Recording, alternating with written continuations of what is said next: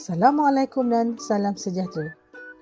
Hai adik-adik, bertemu lagi kita dalam topik pada hari ini, iaitu sejarah tahun 6 pemimpin negara yang kusanjungi.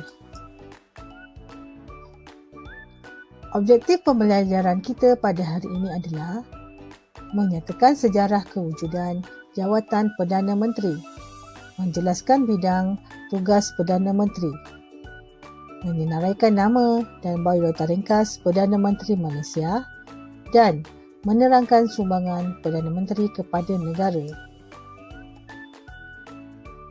Baiklah, kita pergi kepada sejarah kewujudan Perdana Menteri.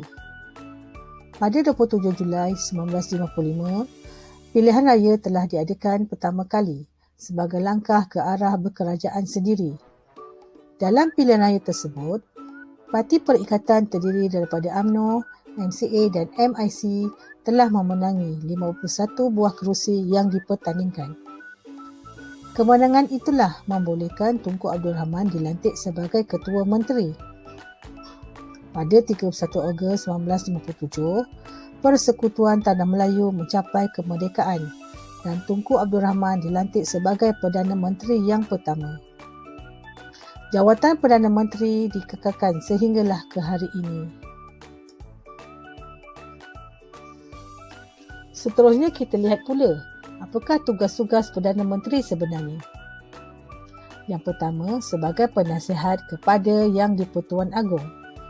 Perdana Menteri akan menasihatkan Yang di-Pertuan Agong dalam hal ehwal pentadbiran negara. Yang kedua, sebagai pengiring Yang di-Pertuan Agong. Perdana Menteri akan mengiringi Yang di-Pertuan Agong dalam mesyuarat Majlis Raja-Raja. Yang ketiga pula sebagai Ketua Kabinet. Perdana Menteri menjalankan pentadbiran negara bersama-sama menteri. Dan yang keempat pula sebagai pengurusi mesyuarat Kabinet bagi membincangkan dasar-dasar negara. Yang kelima, sebagai perancang dan penyelaras semua dasar negara. Dan yang keenam, menjaga kebajikan rakyat untuk meningkatkan taraf hidup masyarakat. Mari kita kenali siapakah yang pernah menjadi Perdana Menteri Malaysia. Tunku Abdul Rahman Putra Al-Haj adalah Perdana Menteri yang pertama.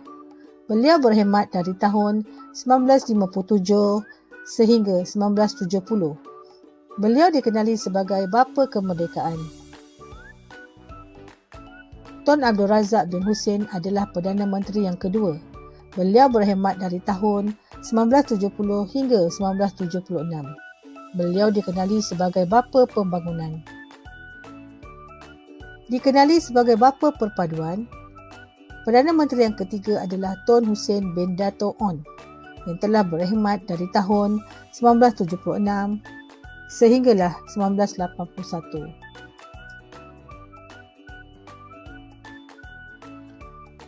Dikenali sebagai bapa pemodenan, beliau adalah Tun Dr. Mahathir bin Mohamad.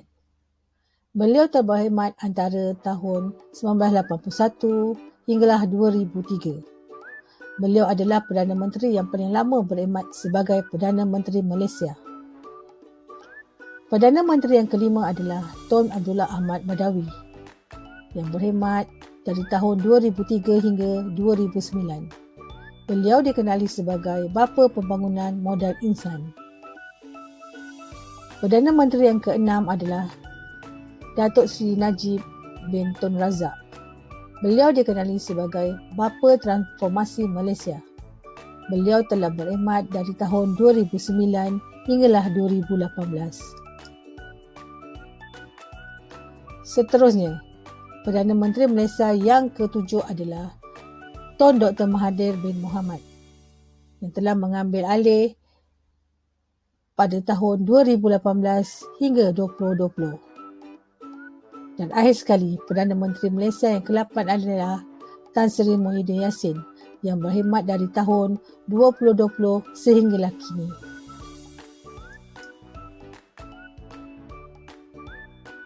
Mari kita ketahui ciri-ciri kepimpinan yang perlu ada pada Perdana Menteri. Perdana Menteri mestilah bijak berfikir, mempunyai strategi, mesra rakyat, bersikap tegas, berpandangan jauh serta berdaya saing.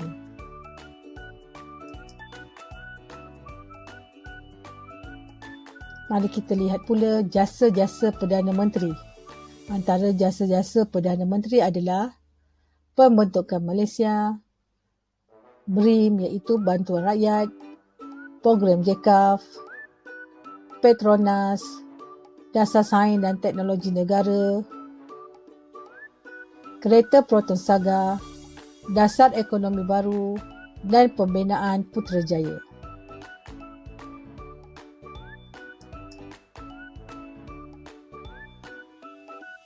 Kepentingan ciri-ciri pemimpin berkesan adalah dapat meningkatkan kemakmuran ekonomi negara, dapat meningkatkan taraf hidup rakyat, dapat menjaga kestabilan politik, dapat memelihara keamanan negara dan mengukuhkan perpaduan kaum.